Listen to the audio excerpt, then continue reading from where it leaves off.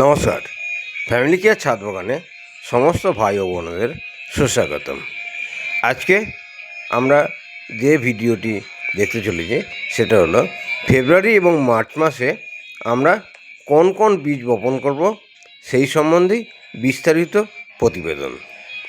আজকের ভিডিওটি খুব গুরুত্বপূর্ণ হতে চলেছে, কারণ শীতকাল ঋতু শেষ হচ্ছে, গ্রীষ্মকালীন ঋতু শুরু হচ্ছে।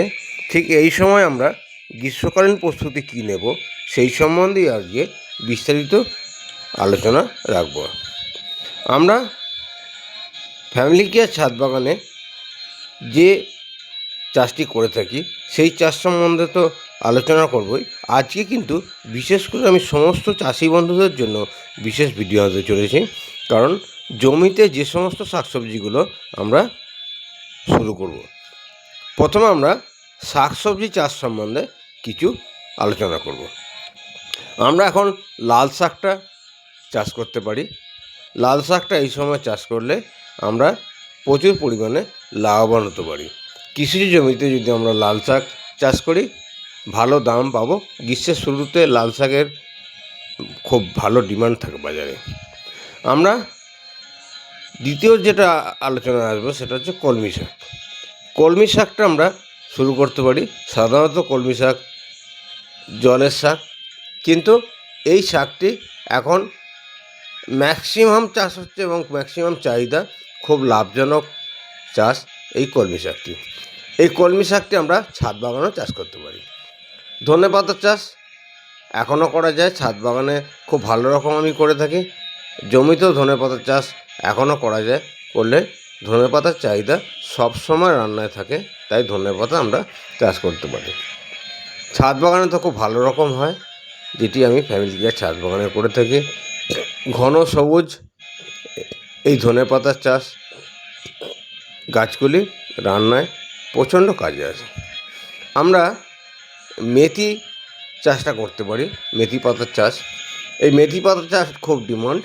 এই গ্রীষ্মের শুরুতে আমরা মেথি বীজ ছড়িয়ে দিয়ে জমিতেও চাষ করতে পারি, ছাদের বাগানেও চাষ করতে পারি। মেথি পাতা শরীরের পক্ষে খুবই উপকারী এবং বাজারে প্রতি আঁটি মেথি শাকের দাম খুব ভালো রকম থাকে। আমরা মেথি চাষটাও ছাদ বাগানেও করতে পারি এবং জমিতেও করতে পারি। পুঁই চাষ, গ্রীষ্মকাল আসছে, পুঁই শাকের ডিমান্ড খুব থাকবে এবং খুব ভালো রকম দাম থাকবে। পুঁই শাক এখন গাছে বীজ হচ্ছে, কালো কালো বীজ দেখবেন, যে বীজগুলো আমরা জমিতে ছড়িয়ে দিয়ে আমরা এই পুঁই শাকের চাষটা করতে পারি। পুঁই শাকের চাষ আমরা ছাদে, বাগানের টবে, ট্রেতে বেড তৈরি করে চাষ করতে পারি। এরপর আমরা আসবো মূল বা কন্দ জাতীয় সবজি সম্বন্ধে। আমরা এই কচু চাষ বর্ষাকালে এটি ওঠে। এখন থেকে চাষ করলে এই কচু শাকটি ভালো চাষ করা যায়। কচু কন্দ এবং শাক সবটাই খাওয়া যায়। এই ধরনের বীজ মাটিতে পুঁতে আমরা চাষ করতে পারি। এই চাষ সম্বন্ধে বিস্তারিত ভিডিও আমি পরে আনবো। কচু চাষ গোড়া থেকে একদম কচু পর্যন্ত সবটাই খাদ্য হিসেবে ব্যবহৃত হয়। আমরা ওল চাষটা করতে পারি। এখনই যদি আমরা ওল বসিয়ে দিই তাহলে বর্ষাকালে এই চাষটি আমরা ফলন পাবো। ওলের গাছ ছাদের বাগানেও হয়। ট্রেতে মাটি দিয়ে আমরা এই ওল কন্দটি বসিয়ে দিলে আমরা কিন্তু ওলের শাকও খেতে পারি এবং ওলটাও আমাদের সুস্বাদু সবজি হিসেবে ব্যবহৃত হয়। এবার আমরা অন্যান্য সবজি সম্বন্ধে, চাষ সম্বন্ধে কিছু আলোচনা করব।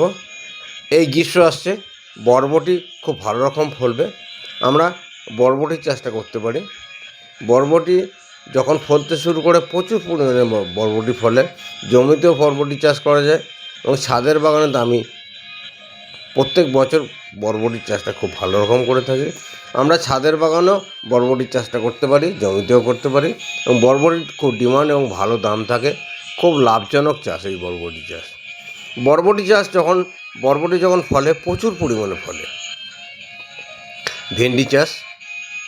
ভেন্ডি চাষটা আমরা জমিতে এই সময় বসিয়ে দিলে আমরা প্রচুর পরিমাণে লাভ পেতে পারি এবং ছাদের বাগানের টবে আমরা এই ভেন্ডি চাষটা করতে পারি, গ্রো ব্যাগে করতে পারি বা বেড তৈরি করে ছাদে আমরা এই ভেন্ডি চাষটা করতে পারি, ভেন্ডি বা ঢ্যাঁড়স।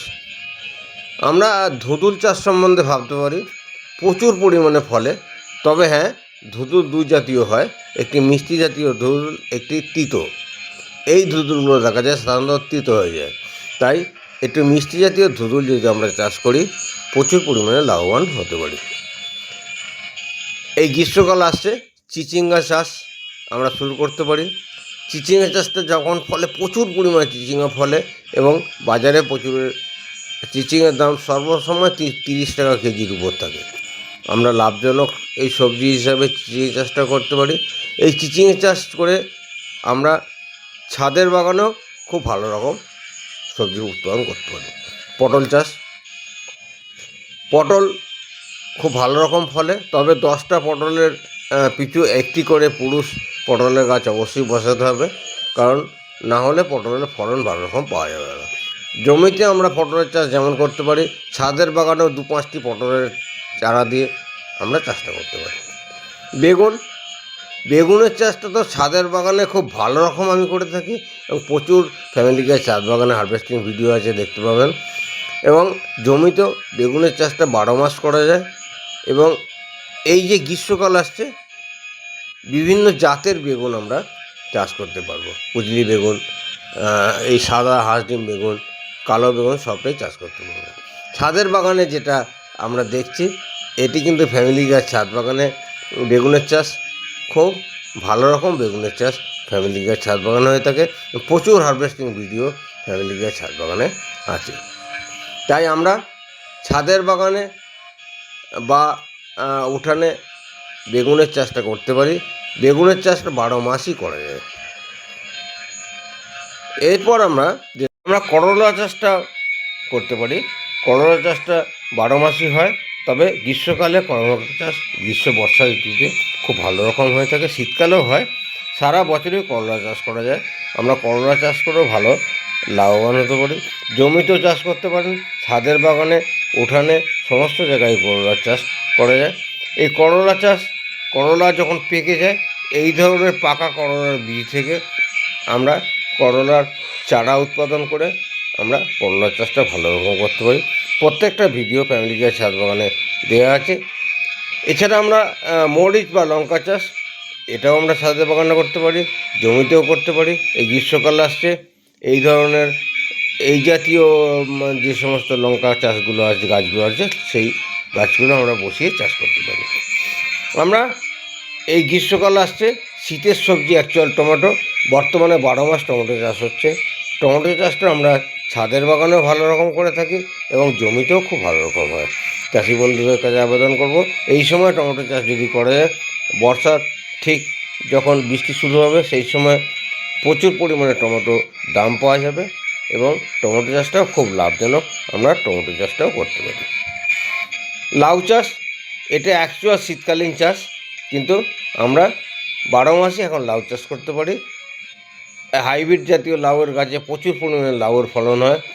বিভিন্ন জাতের লাউয়ের গাছ পাওয়া যায়, বীজ পাওয়া যায়, যেগুলো আমরা ছাদের বাগানেও খুব ভালো রকম চাষ করে থাকি এবং জমিতেও খুব ভালো রকম লাউয়ের ফলন পাওয়া যায় এবং খুব লাউ হলো লাভজনক ফসল। আমরা আসছি এবার মিষ্টি কুমড়ো চাষ।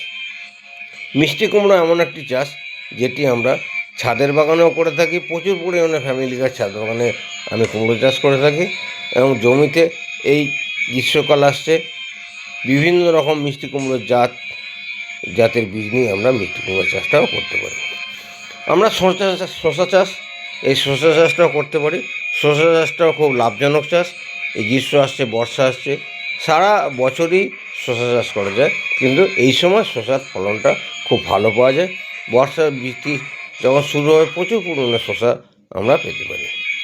আমরা এরপর যেটা কাঁকুর বা কাকড়ি, এই চাষটা আমরা করতে পারি। গ্রীষ্মকালে এই চাষটির খুব ভালো রকম ডিমান্ড থাকে, তাই আমরা কাঁকুর চাষটাও ছাদের বাগানে করতে পারি। এবার আমি একটা বিশেষ চাষ সম্বন্ধে বলবো, কাঁকরোল চাষ, যেটি জমিতে খুব ভালো রকম হয়ে থাকে, ছাদের বাগানেও খুব ভালো রকম হয়ে থাকে। আজকে গ্রীষ্মকালীন চাষের যে প্রতিবেদনটি উপস্থাপিত করলাম, কেমন লাগলো নিশ্চয়ই জানাবেন কমেন্টে।